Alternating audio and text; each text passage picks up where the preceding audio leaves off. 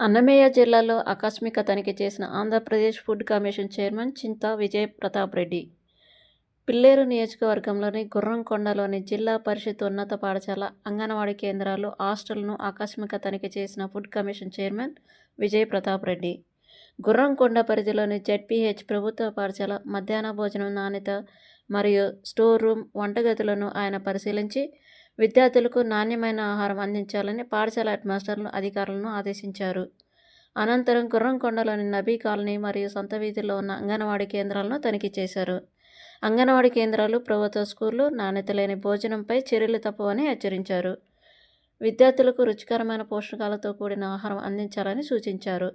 Chicken వారానికి 3 సార్లు, గుడ్లు, పాలు, పండ్లు సరిగా ఇస్తున్నారో లేదో విద్యార్థులతో మాట్లాడి వంటల నాణ్యత గురించి అడిగి తెలుసుకున్నారు.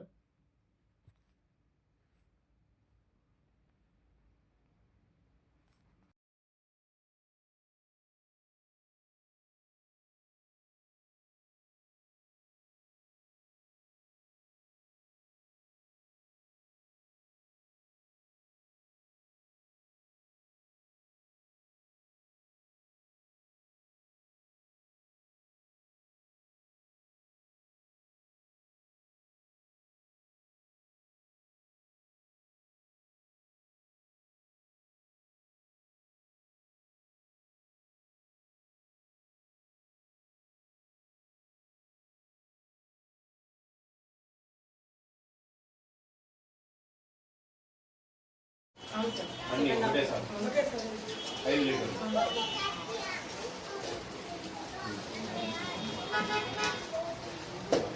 సరిపోయిందమ్మా? సరిపోయింది. ఏంటి ఈరోజు